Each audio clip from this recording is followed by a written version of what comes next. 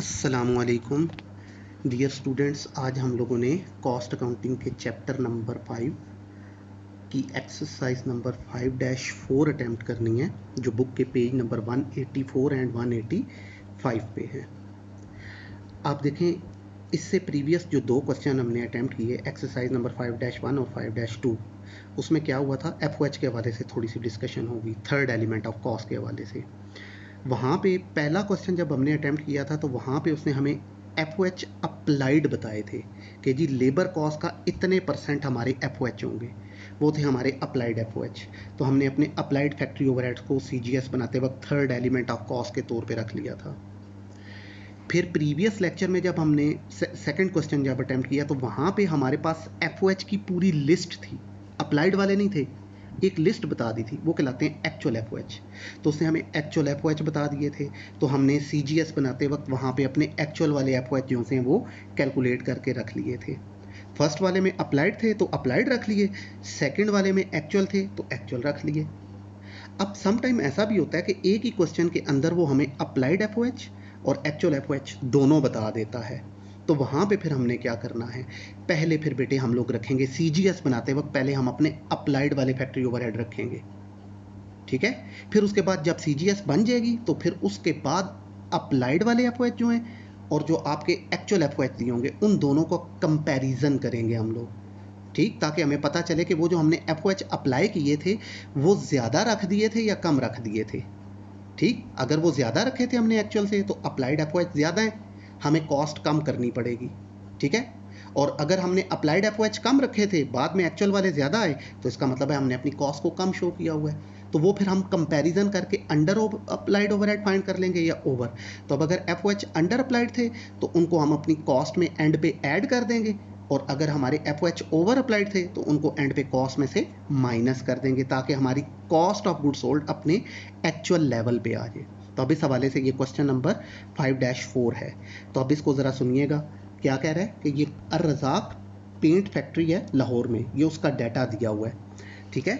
सारी इन्फॉर्मेशन देने के बाद एंड पे वो आपको बता रहा है कि जी आप लोगों ने ये क्वेश्चन नंबर पेज नंबर 185 पे देखिएगा, एंड पे देखें या पूरा क्वेश्चन ही देख लीजिएगा। पहले उसने बताया डायरेक्ट मटेरियल परचेज बताया है, फिर टोटल पे रोल बताई है, फिर डायरेक्ट लेबर बताई है, और फिर देखें फैक्ट्री सुपरिटेंडेंट से लेके ये मिसलिनियस फैक्ट्री ओवरहेड तक इनर कॉलम में ये सारे उसने FOH बताए हैं, लिस्ट है ये। तो ये एक्चुअल वाले FOH हैं, इनका सम बन रहा है 22,850, तो ये हो गया हमारे एक्चुअल FOH। अब इसी के नीचे देखें लिखा हुआ है pre determined factory overhead rate 60% of direct labour cost. ये फैक्ट्री ओवरहेड अप्लाइड वाले भी बता दिए कि जो कह रहा है जो आपकी लेबर कॉस्ट है ना, तो वो क्वेश्चन में उसने 42,000 बताई है, इसका 60% लें तो वो FOH अप्लाइड हैं, ठीक है। तो इसका मतलब है इस एक ही क्वेश्चन के उसने अंदर उसने हमें अप्लाइड वाले फैक्ट्री ओवरहेड भी बता दिए हैं और एक्चुअल वाले फैक्ट्री ओवरहेड भी बता दिए हैं, ठीक है। अब फिर उसके बाद उसने ओपनिंग और क्लोजिंग इन्वेंट्रीज बताई हैं जनवरी 1 और 31 दिसंबर पे, मटेरियल की, वर्क इन प्रोसेस की और फिनिश गुड्स की। रिक्वायरमेंट में कह रहा है जी कि इस इंफॉर्मेशन की बेस पे आप इसकी cost of goods manufactured and sold statement जो सी है वो प्रिपेयर करें। तो अब देखते हैं बेटे हमारी ये CGS कैसे बनेगी। तो लेंगे 3 लाइंस आप टॉप पे यूज़ करेंगे। पहली लाइन में name of organisation Al Razak paint factory, second line में जो चीज़ बना रहे हैं cost of goods manufactured and sold statement, और थर्ड लाइन में date for the year ended 31 December dash dash. अब जब हम लोगों ने अपनी CGS बनानी है तो हमने ये डिस्कस किया कि सबसे पहले हम अपने 3 एलिमेंट ऑफ कॉस्ट को ऐड करेंगे। तो उनमें से जो फर्स्ट एलिमेंट ऑफ कॉस्ट है वो है हमारा डायरेक्ट मटेरियल, तो आप यहाँ हेडिंग देंगे डायरेक्ट मटेरियल। अब इस direct material first element of cost की कैलकुलेशन होती है क्या, हम स्टार्ट लेंगे डायरेक्ट मटेरियल ओपनिंग इन्वेंट्री से। तो ये 1 जनवरी पे उसने बताई थी मटेरियल की इन्वेंट्री 12,000, ऐड कर देंगे इसमें हम परचेजेस को, ठीक है। तो अब इस क्वेश्चन में चूंकि रिटर्न्स नहीं है इसलिए परचेज की वैल्यू डायरेक्ट बाहर चली जाएगी 120,000, ठीक। तो ओपनिंग इन्वेंट्री 12,000 और परचेजेस जो सी हैं 120,000, ऐड किया तो आंसर आ गया 132,000। ये कहलाएगा बेटे हमारा direct material available for use. अब इसमें से लेस कर देंगे हम अपनी डायरेक्ट मटेरियल की क्लोजिंग इन्वेंट्री, तो वो उसने 31 दिसंबर पे बताई हुई है बेटे 15,000। तो 132,000 में से 15,000 माइनस करें तो आंसर आ गया 117,000।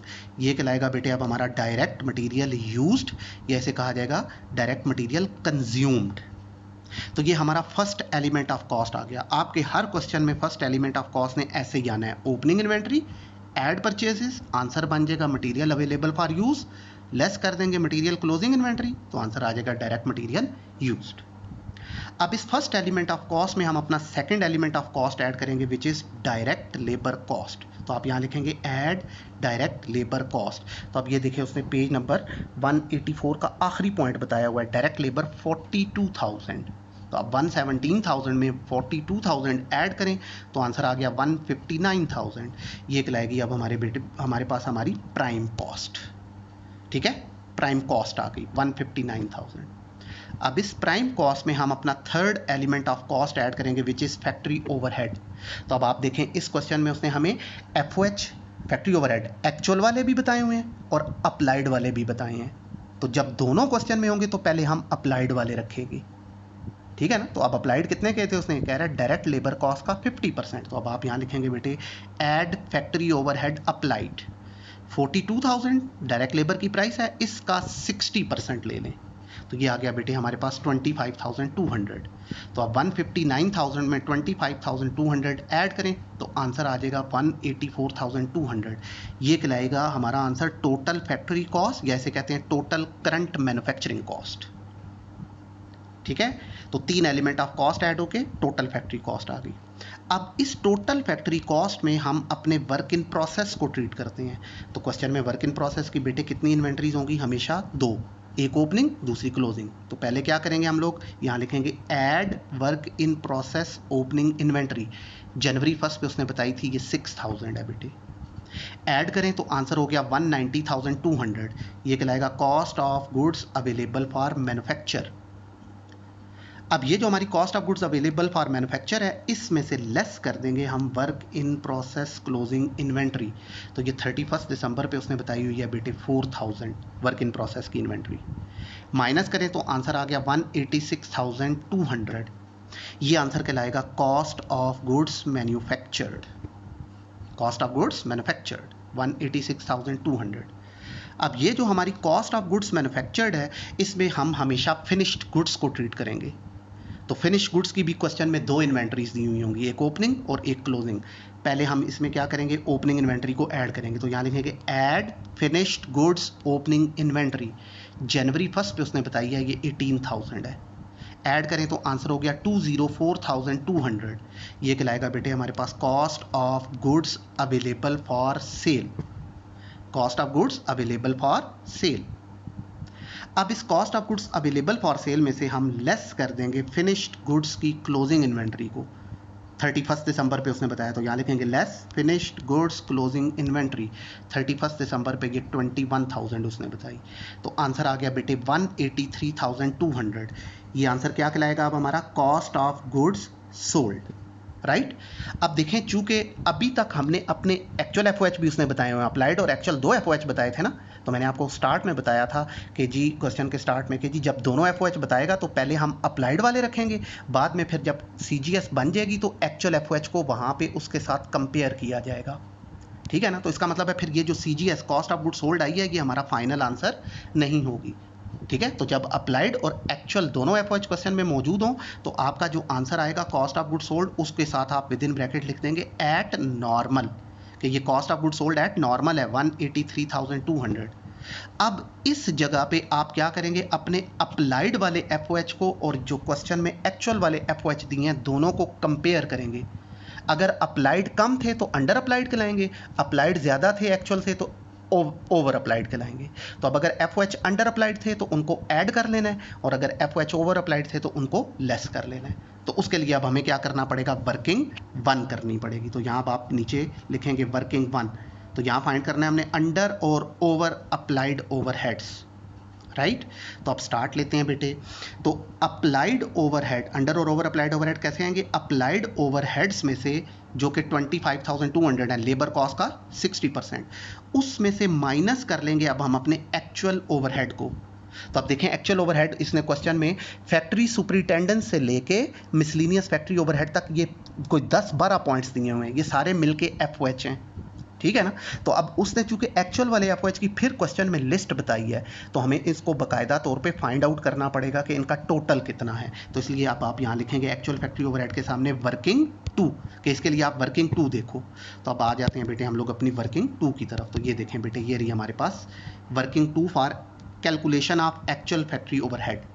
अब इसमें देखें पहला पॉइंट है फैक्ट्री सुपरिटेंडेंस, ये हमारा FOH है 5500, फिर पावर हीट एंड लाइट 4000, ये भी आ जाएगा, fire insurance 500, indirect material 2000, depreciation building 1500, depreciation equipment 1500, factory taxes 1000, ठीक है। अब ये पॉइंट इंपॉर्टेंट है ज़रा बेटे, एम्प्लॉयर्स प्रोविडेंट फंड कॉन्ट्रीब्यूशन। अब इसकी देखिए टोटल वैल्यू उसने क्वेश्चन में बताई है कि 5000 आएगी। अब एम्प्लॉयर कंट्रीब्यूशन के साथ वो विद इन ब्रैकेट बता रहा है कि 94% फैक्ट्री की है, 4% सेलिंग की है और 2% एडमिन की है, तो मिलके ये टोटल 5000 है। तो अब चूंकि हम इस वक्त CGS बना रहे हैं, तो CGS में सिर्फ फैक्ट्री के एक्सपेंसेस आने हैं, सेलिंग और एडमिन इनकम स्टेटमेंट में जाते हैं, तो उनका यहाँ पर CGS में कोई काम नहीं है। तो इसलिए ये जो 5000 के आप लोगों को उसने एम्प्लॉयर प्रोविडेंट फंड कॉन्ट्रीब्यूशन की वैल्यू दी है, ये सारी यहाँ पे FOH नहीं बनेगी। वो कह रहा है इसमें से 94% फैक्ट्री की है, तो सिर्फ फैक्ट्री वाला पोर्शन FOH बनना है। तो आप 5000 का 94% लें तो ये आ जाएगा 4700, राइट। ये इसमें इंपॉर्टेंट पॉइंट था। फिर टूल एक्सपेंसेस उसने बताए हैं 1300, और फिर उसने बताया मिसलिनियस फैक्ट्री ओवरहेड्स 550। तो ये सारे के सारे अमाउंट्स मिलके हमारे FOH बना रहे हैं 5500 से लेके 550 तक। अब आप इनको ऐड कर लें तो इनका सम बन जाता है बेटे 22550। ये आप कहलाएंगे एक्चुअल फैक्ट्री ओवरहेड्स 22550।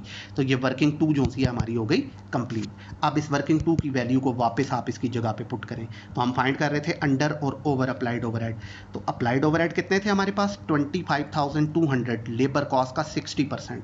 अब इसमें से माइनस करने थे एक्चुअल फैक्ट्री ओवरहेड, तो उसके सामने हमने लिखा था वर्किंग 2, तो वो अभी हमने की है। तो वहाँ पे वर्किंग 2 में अब ये कितने आए हैं 22550, ठीक है। अब आप दोनों को कंपेयर करें अप्लाइड और एक्चुअल को, तो देखें अप्लाइड 25 है और एक्चुअल जो हैं वो 22 हैं, तो अप्लाइड ज़्यादा हैं इस वक्त, ठीक है। तो हमने देखें क्या आंसर देना है, अंडर अप्लाइड ओवरहेड लिखना है आंसर के साथ या ओवर अप्लाइड ओवरहेड लिखना है। तो इस वक्त अप्लाइड ज़्यादा हैं, इसलिए आंसर कहलाएगा ओवर अप्लाइड ओवरहेड 2650 रुपीज़, ठीक है। तो इट मीन्स कि ये जो हमने FOH अप्लाई किए थे ना CGS में, ये रखे थे 25200, ये हमने ज़्यादा रख दिए हुए हैं यहाँ पे, ठीक है ना। FOH ज़्यादा रख दिए हैं, तो FOH हमारे एलिमेंट ऑफ कॉस्ट में से एक एलिमेंट है, तो जब हमने एक एलिमेंट को ज़्यादा किया तो हमारी ओवरऑल कॉस्ट भी ज़्यादा शो हो रही है।